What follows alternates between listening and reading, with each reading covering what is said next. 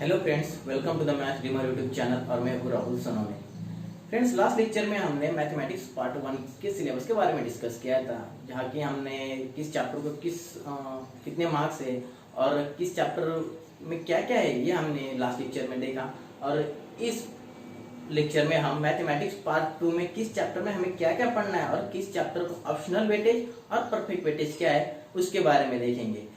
उसके बारे में देखने से पहले मैं आपको बताना चाहता हूँ कि जो लास्ट ईयर का सिलेबस था, मतलब आपका न्यू सिलेबस है, जो प्रीवियस सिलेबस था उस सिलेबस में फर्स्ट चैप्टर कंटिन्यूटी था और सेकंड चैप्टर डिफरेंशिएशन, उसके बाद में third chapter application of derivatives, उसके बाद में इंडेफिनिट इंटीग्रल, ऐसे सीक्वेंस थी। तो लास्ट ईयर में ओवरऑल आपके 9 चैप्टर थे, लेकिन इस ईयर में ये जो कंटिन्यूटी चैप्टर है ये आपका निकाल दिया गया है और इस ईयर पे derivatives, differentiation, application of differentiation यहाँ से शुरुआत की है। तो हम किस चैप्टर में हमें क्या क्या पढ़ना है और किस चैप्टर को कितना वेटेज है और क्या क्या हमें पढ़ना है इस बारे में देखेंगे।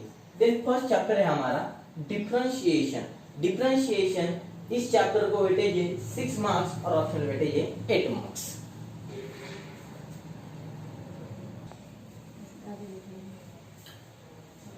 Now first chapter is differentiation.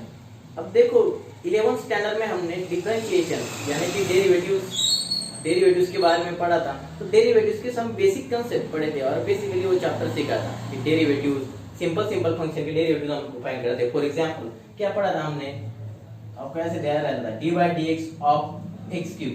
तो हम simply d/dx of x raise to n का फार्मूला लगा देते थे और इसका डेरिवेटिव निकाल लेते थे। d/dx of x cube is 3x²। लेकिन इस चैप्टर में हमें पढ़ना है how we can find the derivative of composite function, how we can find the derivative of inverse function, how we can find the derivative of logarithmic function, then implicit function, parametric function and also higher order derivative. Then a composite function, the derivative of composite function. What is the meaning of the word composite function? Composite function means, आपको एक example देके बताता हूं मैं। Now look at here. अगर मैंने आपको बताया d/dx of sin root x, then how you can solve this d/dx of sin root x? This is a function of a composite function. This is a composite function and these kinds of composite function can be solved by using the chain rule. तो ये हमें यहाँ पे पढ़ना है how we can find the derivative of a composite function. उसके बाद में आता है इनवर्स फंक्शन। देखिए इनवर्स फंक्शन की सिंपल डेफिनेशन ऐसी है, if y equal to fx is a function, if y is equal to fx is a simple function, then ये जो f है, then f inverse y is equal to x. That means what? X is equal to f inverse of y. This is a simple definition of inverse function. तो इसके example कैसे solve करने के, इसका derivative कैसे है, हमें इस टॉपिक में पढ़ना है। उसके बाद में आता है logarithmic function.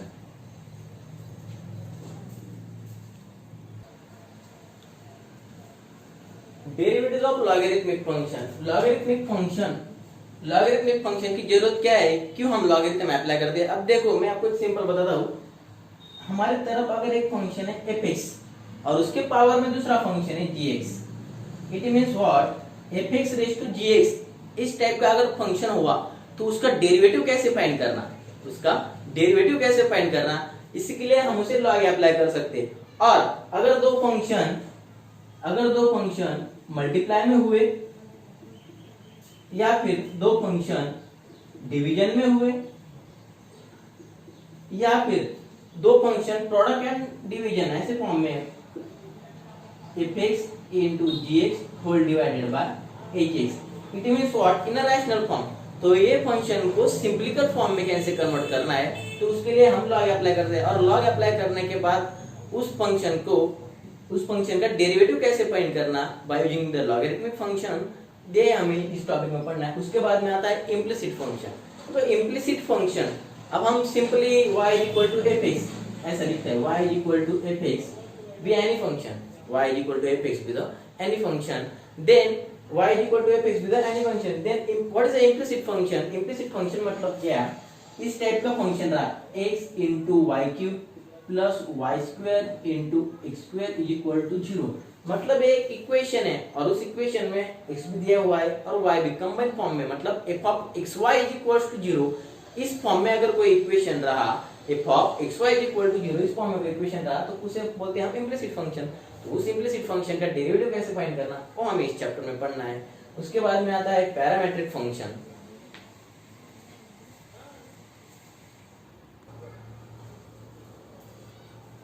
The derivative of a parametric function. Parametric function is what? Now look at here. Suppose that x is equals to f of t and y is equal to g of t. It means what? X can be expressed in the form of parameter t and y can be expressed in the form of parameter t. Then the derivative dy by dx is equals to dy by dt whole divided by dx by dt। तो इस formula का use करके हम derivative of parametric function find कर सकते हैं। उसके बाद में आता है हायर ऑर्डर डेरिवेटिव। देखो हायर ऑर्डर डेरिवेटिव क्या होता है। Now look at here, if y equal to fx be a simple function, y equal to fx be any function, then इसका फर्स्ट ऑर्डर डेरिवेटिव कैसे फाइंड करना हमने 11th standard में पढ़ा है। कैसे फाइंड करते हैं हम? Taking derivatives on both sides, then we get the dy by dx is equals to, or the derivative of fx is f dash of x। इस प्रकार के डेरिवेटिव्स के एग्जांपल हमने 11th स्टैंडर्ड तक पढ़े हैं। लेकिन उसके आगे अगर हमें सेकंड ऑर्डर डेरिवेटिव लेना है तो क्या करना पड़ेगा? सेकंड ऑर्डर डेरिवेटिव लेना है तो again differentiate with respect to x, then y का डेरिवेटिव आता है d square y by dx square, और f dash x का डेरिवेटिव आता है f double dash of x। तो इसी प्रकार थर्ड ऑर्डर, फोर्थ ऑर्डर और हायर ऑर्डर डेरिवेटिव हम कैसे फाइंड करते हैं? ये संपूर्ण टाइप्स के डेरिवेटिव हमें इस चैप्टर में पढ़ने हैं, डिफरेंशिएशन। और इस चैप्टर में हमें ये भी पढ़ना है कि how we can find derivatives by using the product rule, derivatives by using the quotient rule, that means dy by dx of u dot v कैसे फाइंड करते हैं, dy by dx of u upon v कैसे find करते हैं, और some special types of derivatives भी है, तो वो भी हमें इस चैप्टर में पढ़ने हैं। तो इस चैप्टर को वेटेज है 6 मार्क्स और ऑप्शनल वेटेज है 8 मार्क्स। बहुत ही इंपॉर्टेंट चैप्टर है और बहुत ही बेसिक चैप्टर है। अगर ये चैप्टर समझ में आया तो उसका next chapter application of derivative बहुत सिंपल जाने वाला है।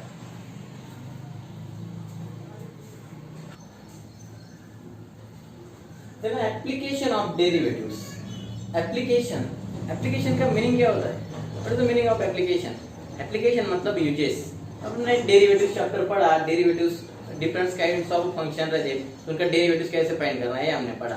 लेकिन डेरिवेटिव्स डिफरेंशिएशन पढ़ने के बाद और डिफरेंशिएशन का मैथमेटिक्स में यूजेस क्या है, मैथमेटिक्स में उसके एप्लीकेशन क्या है, तो ये पढ़ने के लिए हमें एप्लीकेशन ऑफ डेरिवेटिव इस चैप्टर में जाना पड़ेगा।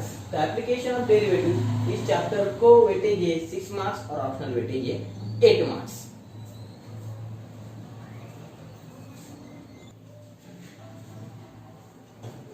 Then which are the applications of derivative? तो first application है उसका slope of tangent to the curve. Slope of tangent to the curve means what? Now look at here.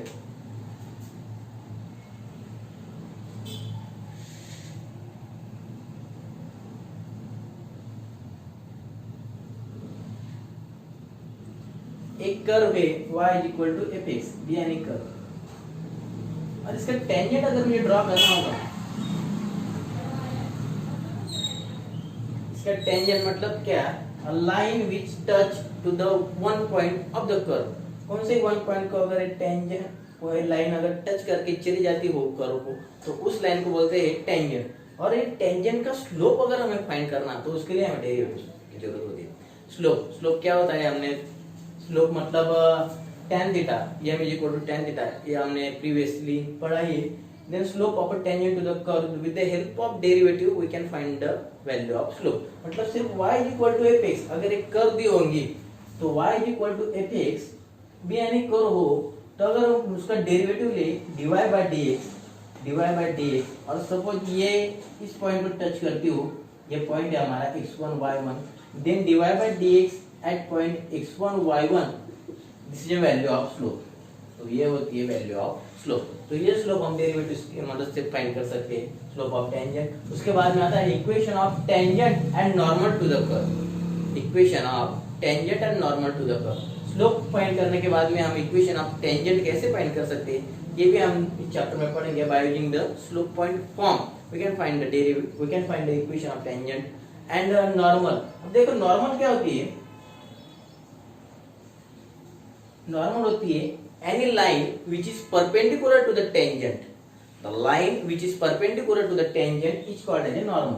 अब देखो अगर ये टेंजेंट है, इसका स्लोप अगर सपोज हमने m1 डिनोट किया, तो टेंजेंट का स्लोप क्या आ सकता है, हमें ऑलरेडी नो है the slope, the product of slopes of any two perpendicular lines is equals to -1। It means what, m1 into m2 is equal to the -1। therefore suppose that अगर इस normal का slope है m2 अगर इस normal का slope रहा तो -1 upon m1 this is slope of the normal. मतलब m1 हमें ऑलरेडी टेंजेंट का स्लोप इस फॉर्मूले से हमने डिराइव किया है, तो नॉर्मल का slope m2 is equal to -1 upon m1, ऐसा करके हम equation of normal bye using the slope point form find कर सकते हैं। उसके बाद में आता है रेट मेजर। रेट मेजर, अब देखो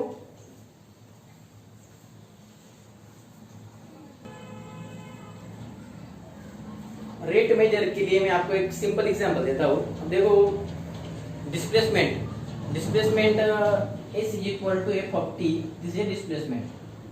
अगर हमें डिस्प्लेसमेंट पता है, then what is the velocity? Velocity is a rate of change of displacement with respect to the time.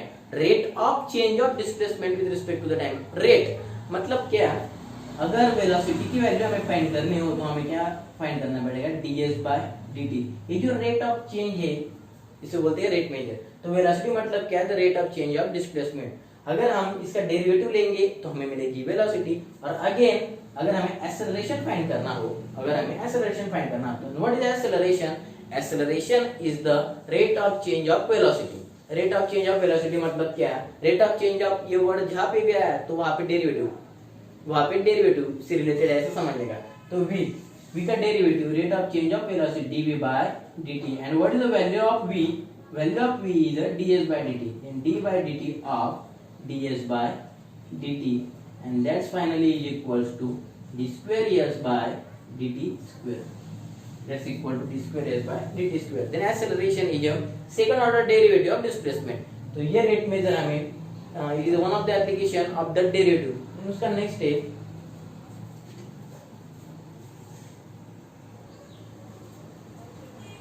Approximation. अब देखिए एप्रोक्सीमेशन मैं आपको बताता हूँ। अगर मैंने आपको बताया value of square root of 9, तो आप इमीडिएटली आंसर देंगे the value of square root of 9 is plus और माइनस 3, बराबर है। लेकिन अगर मैं आपको बताऊं what is the value of 9.1, what is the value of square root of 9.1, तो ये जो स्क्वायर रूट ऑफ 9.1 है इसके वैल्यू फाइंड करने के लिए हमें एप्रोक्सीमेशन का फॉर्मूला लगेगा। तो approximation this is also the one of the application of derivative. तो कैसे फाइंड करना है हम इस चैप्टर में डिटेल में पढ़ने वाले हैं। उसके बाद में आता है Rolle's theorem and LMT. LMT means Lagrange's mean value theorem. तो रोल्स थ्योरम का statement, Lagrange's mean value theorem का स्टेटमेंट, और दिया हुआ फंक्शन आपको उस टाइप में एग्जांपल बताए थे, if y is equal to fx with any function then verify that it is for Rolle's theorem, or verify the Rolle's theorem for given function, verify LMVT for the given function। तो Rolle's theorem, LMVT, these are also the one of the application of the differentiation।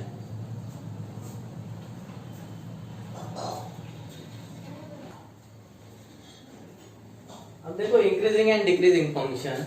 देखो increasing function और decreasing function क्या होता है, अगर कोई भी function है और उस फंक्शन का ग्राफ अगर increasing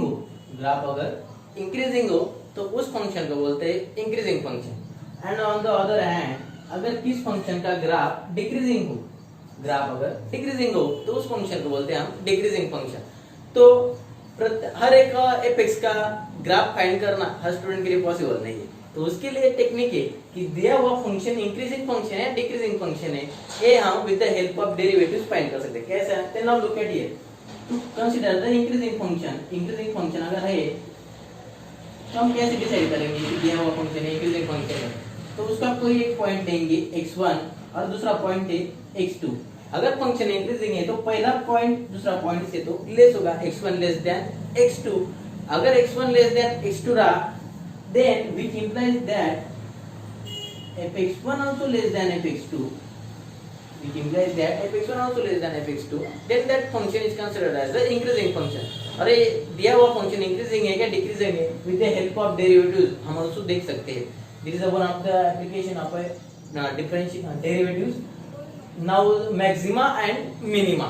Maxima and minima. What is the meaning of the word maxima? Maxima मतलब the maximum value of a function at a given point. And minima means minimum value of a function at a given point. अब देखो एक curve है आपको दी हुई, this is any curve.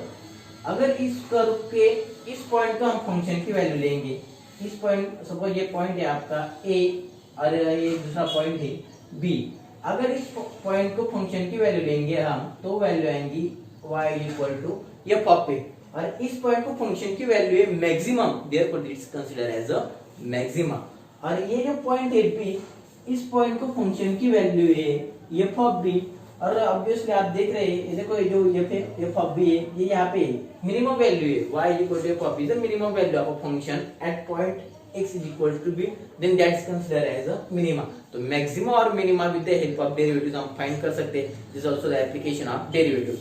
Now तो a differentiation and application of derivatives, both are related chapters, both are related to each other.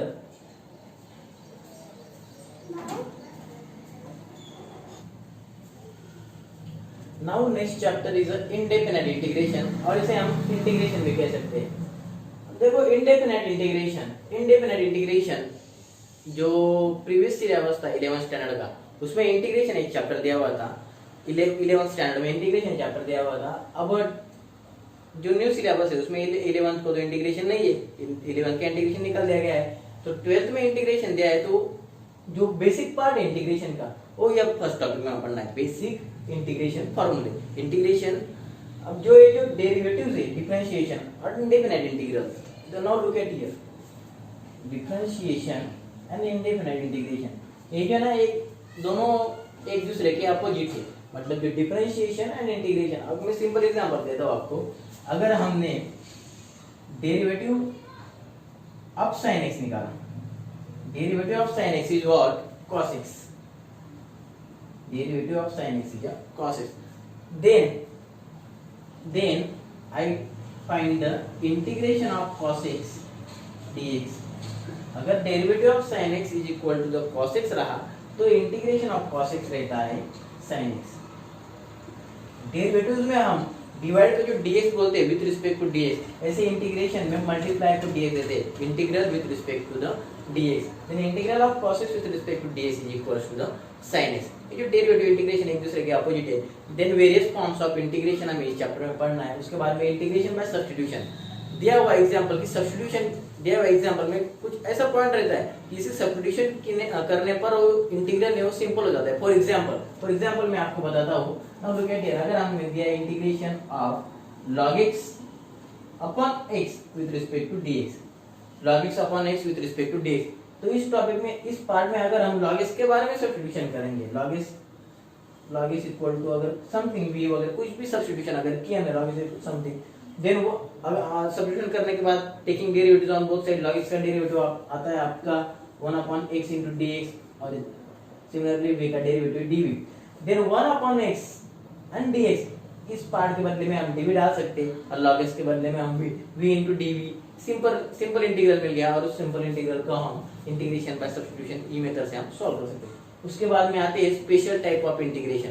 कुछ integration special type of integration होते हैं, जैसे कि उन्हें फॉर्मूला अप्लाई करना पड़ता है. Integral of 1 upon x square plus a square by using this formula, और integration of 1 upon a square minus a square with respect to dx. Then by using this formula we can find the value of integration. वो जो integration वो special type of integration में आते हैं. Next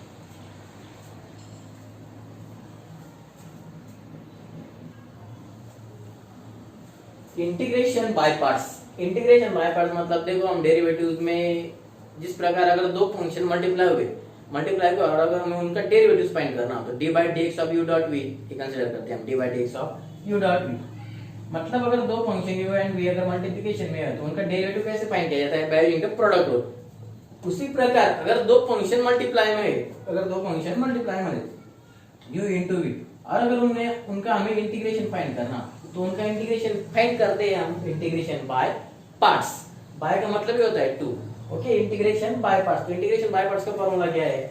u integration of v dx minus integration of du by dx integration of v dx and with respect to the dx. So ये जो formula है, with the help of this formula we can find the value of u dot v. इस ये हमें integration by parts में पढ़ना है।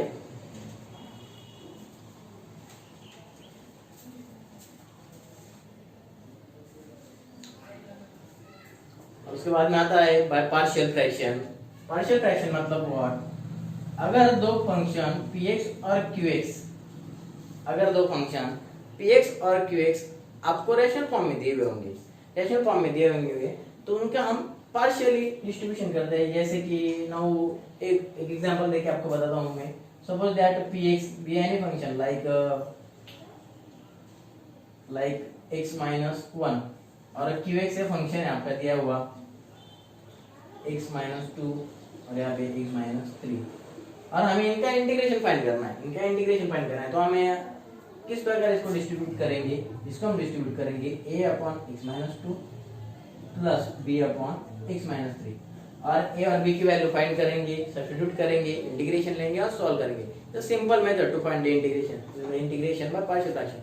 तो ये सभी टाइप्स हमें इंटीग्रेशन में पढ़ने। इंटीग्रेशन एक बहुत बड़ा चैप्टर है और इस चैप्टर को वेटेज दिया गया है आपका 6 मार्क्स और ऑप्शनल वेटेज है 9 मार्क्स। ये जो इंटीग्रेशन चैप्टर है, ये चैप्टर आपको 12th के बाद में बहुत इंपॉर्टेंट है। 12th के बाद में बाद में जो अप्लाइड मैथमेटिक्स रहता है उसमें बहुत टाइप्स के example integration with the help of integration हमें सॉल्व करने पड़ते हैं। और उसी दौरान जो फिजिक्स है, फिजिक्स में भी हमें इंटीग्रेशन के एग्जांपल बहुत जगह इंटीग्रेशन का यूज होता है। Integration is one of the best and the most important chapter in the 12th standard. Okay, then next one is the definite integrals.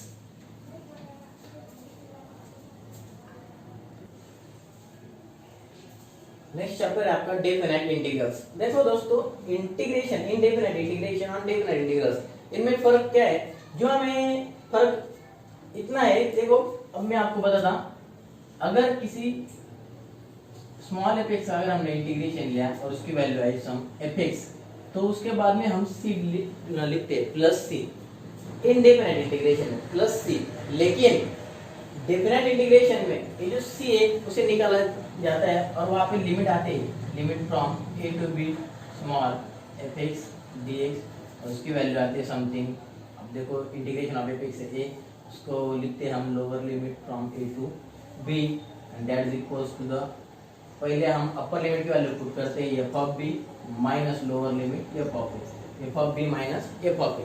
तो ये हमें इस डेफिनेट इंटीग्रेशन इस चैप्टर में पढ़ना है। दोनों चैप्टर बहुत ही सेम है। इनडेफिनेट इंटीग्रेशन में जिस टाइप का हम इंटीग्रेशन सॉल्व करेंगे, वेरियस फॉर्म्स ऑफ इंटीग्रेशन है, मतलब किस टाइप के एग्जांपल को, किस टाइप के एपिक्स को हम कैसे इंटीग्रेशन का फॉर्मूला लगाना है, उसी प्रकार से डेफिनेट इंटीग्रल में सिर्फ लिमिट दिए हुए होंगे और डेफिनेट इंटीग्रेशन में सम प्रॉपर्टीज दिया हुआ है। तो with the help of properties तो इंटीग्रेशन सिंपल हो जाते हैं। अगर हम वहाँ पे 8 और 9 प्रॉपर्टी दिए हुए हैं तो उस प्रॉपर्टीज की मदद से हम बहुत ही सिंपल तरीके से इंटीग्रेशन सॉल्व कर सकते हैं। तो वो डेफिनेट इंटीग्रेशन का पार्ट हुआ। Then next is application of definite integration. Application, अब देखो इनडेफिनेट इंटीग्रेशन आपने पढ़ा, इनडेफिनेट इंटीग्रेशन आपने पढ़ा, उसको लिमिट लगाया, वो हुआ डेफिनेट इंटीग्रेशन। तो डेफिनेट इंटीग्रेशन मतलब ओवरऑल इंटीग्रेशन पढ़ने के बाद, ओवरऑल इंटीग्रेशन पढ़ने के बाद उसके मैथमेटिक्स में यूजेस क्या है, उसके मैथमेटिक्स में यूजेस क्या है, ये हमें इस चैप्टर में पढ़ना है। Application of definite integrals, application मतलब uses. Then which are the uses of definite integrals? Now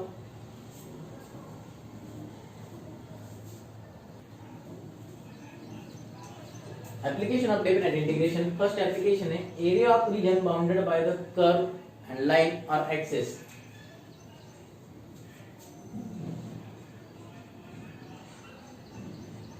एक कर्व है y equal to f x यानी कर्व, तो इस कर्व के अंडर एरिया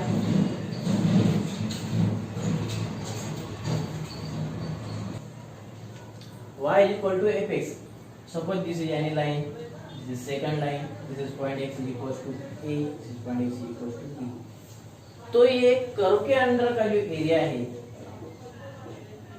कि एरिया फाइंड करने के लिए हमें डेफिनेट इंटीग्रेशन यूज होता है, इंटीग्रेशन ऑफ y dx, और अगर हमने लिमिट पुट करें फ्रॉम a टू b, तो ये जो इंटीग्रेशन है इसका मीनिंग होता है area under the curve. This is the first application. Then second application, area bounded by two curves, area bounded by two curves. इसका मतलब क्या है, अब देखो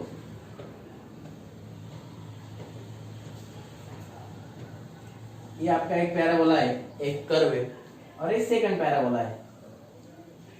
तो ये दोनों पैराबोला के बीच में ये जो कर्व, ये जो बाउंडेड रीजन है, शेडेड रीजन मैंने बताया है, उसे बोलते हैं area bounded by the two curve, और with the help of definite integration we can find the area. Okay, this is the application of definite integration. बहुत ही छोटा चैप्टर है, और इस चैप्टर में हमें एप्लीकेशन ऑफ डेफिनेट इंटीग्रेशन पढ़ना है। उसके बाद में आता है डिफरेंशियल इक्वेशन।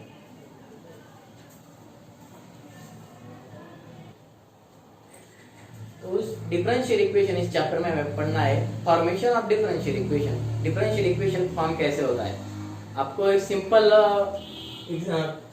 एफएक्स दिया होगा, for example y is equal to f x, this is any function.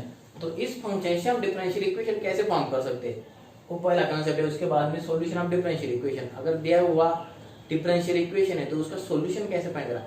Differential equation, what is the meaning of the word differential equation. अब देखो इक्वेशन है लेकिन उसमें डिफरेंशियल है। फॉर एग्जांपल हमने 10th स्टैंडर्ड तक पढ़ा है x square plus 2x minus 3 is equal to 0, जिसमें वेरिएबल सिर्फ x है, तो उसे कहते हैं क्वाड्रेटिक इक्वेशन। वेरिएबल x है और पावर और डिग्री 2 है, उसे बोलते हैं क्वाड्रेटिक इक्वेशन। अगर डिग्री 3 रहे तो उसे बोलते हैं क्यूबिक इक्वेशन। तो उसी प्रकार अगर किसी इक्वेशन में डिफरेंशियल्स यानी कि डेरिवेटिव हुआ, that means what, dy by dx plus 4y is equals to 3। मतलब देखो इस इक्वेशन में dy by dx डेरिवेटिव आया, तो इस टाइप की इक्वेशन को बोलते हैं हम डिफरेंशियल इक्वेशन। तो उस डिफरेंशियल इक्वेशन के सॉल्यूशन कैसे फाइंड करने, इस टॉपिक को हम इस चैप्टर में पढ़ना। उसके बाद में टाइप्स ऑफ डिफरेंशियल इक्वेशन, आपको 12th स्टैंडर्ड में सिर्फ दो टाइप दिए गए, होमोजेनियस डिफरेंशियल इक्वेशन और लीनियर डिफरेंशियल इक्वेशन। होमोजेनियस मतलब क्या, अगर हर एक टर्म की डिग्री अगर सेम रही, इक्वल रही, तो उस डिफरेंशियल इक्वेशन को बोलेंगे होमोजेनियस डिफरेंशियल इक्वेशन। उसके बाद में आता है लीनियर, अगर दिया हुआ differential equation dy by dx plus py plus q इस फॉर्म में हुआ,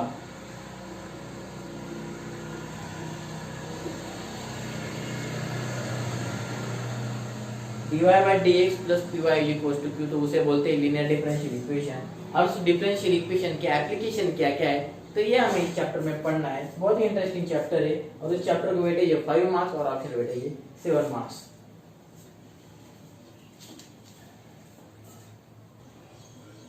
next chapter probability distribution. Probability के बारे में आपने तो ऑलरेडी पढ़ा होगा, 10th स्टैंडर्ड तक भी बहुत एग्जांपल थे हमारे।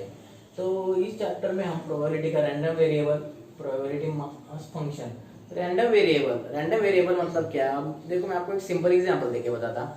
अगर मैंने 2 कॉइन टॉस किए, अगर 2 कॉइन टॉस किए तो मुझे सैंपल स्पेस क्या मिलेगा। 2 कॉइन अगर मैंने टॉस किया तो मुझे सैंपल स्पेस मिलेगा। ये जज मतलब हेड टेल हेड और टेल, और इसकी वजह से n of x number of value in sample space रहा 4। अगर मैंने इसके ऊपर एक इवेंट लिया, कौन सा एक इवेंट क्या है, इवेंट लिया मैंने a is a event such that at most 2 heads are occurs। मतलब क्या है, at most 2 heads occurs or appear on upper face। मतलब क्या, ज्यादा से ज्यादा 2 हेड होने चाहिए, ज्यादा से ज्यादा 2 हेड होने चाहिए। तो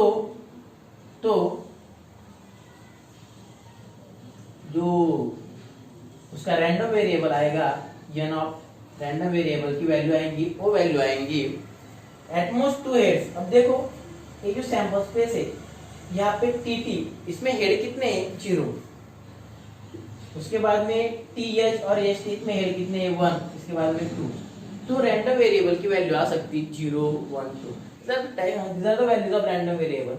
उसके बाद में प्रोबेबिलिटी मास फंक्शन, अगर प्रोबेबिलिटी आपने प्रोबेबिलिटी ऑलरेडी पढ़ा है। प्रोबेबिलिटी हम कैसे फाइंड करते हैं हम प्रोबेबिलिटी किसी की भी अगर प्रोबेबिलिटी हमें फाइंड करनी हो, suppose P of any event की हमें प्रोबेबिलिटी फाइंड करनी, तो हम कैसे फाइंड करते हैं, n of a upon n of x, number of value of that event upon number of value in the sample space.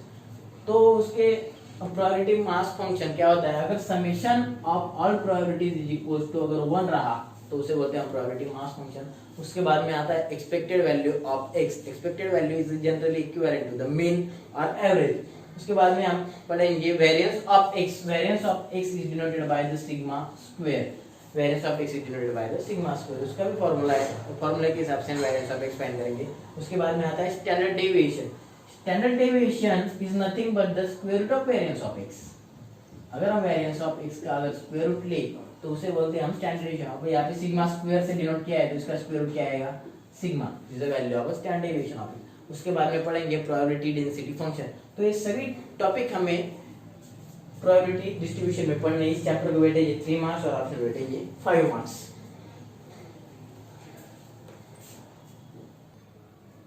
And finally binomial distribution, इस chapter को वेटेज है 3 मार्क्स और ऑप्शन वेटेज है 5 marks. इस chapter में हम पढ़ेंगे कि बायनोमियल डिस्ट्रीब्यूशन क्या होता है, बायनोमियल डिस्ट्रीब्यूशन के कंडीशन कौन से है।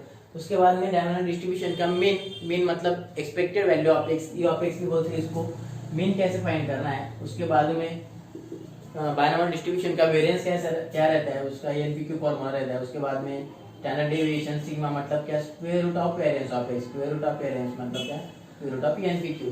तो ये बायनोमियल डिस्ट्रीब्यूशन के बारे में पढ़ना है, उसके बहुत से एग्जांपल को हमको स्टडी करना है। तो ये ओवरऑल 12th का सिलेबस है, मैथमेटिक्स पार्ट 2 का सिलेबस है। इस मैथमेटिक्स पार्ट 2 का सिलेबस कंप्लीटली अप्लाइड मैथमेटिक्स के बेस पर सिलेबस है, मतलब अप्लाइड मैथमेटिक्स का जो बेसिक पार्ट है वो यहाँ पे दिया गया है आपको 12th स्टैंडर्ड को। तो बहुत ही इंटरेस्टेड और बहुत ही अच्छा सिलेबस है। तो उम्मीद करता हूँ कि आपको पूरा सिलेबस और उसका मार्क्स वाइज डिस्ट्रीब्यूशन समझ में आया होगा दोस्तों। तो आपको पढ़ाई के लिए सभी को best of luck. Next chapter में हम डेरिवेटिव्स से शुरुआत करेंगे और डिफरेंशिएशन इस चैप्टर की इंट्रोडक्शन और उसके चैप्टर को स्टार्ट करेंगे। उम्मीद करता हूँ कि ये वीडियो आपको बहुत पसंद आया होगा और ये वीडियो में बताया गया हुआ सभी आपके समझ में आया होगा। तो इसीलिए चैनल को सब्सक्राइब कीजिए और लाइक कीजिए। Thank you so much.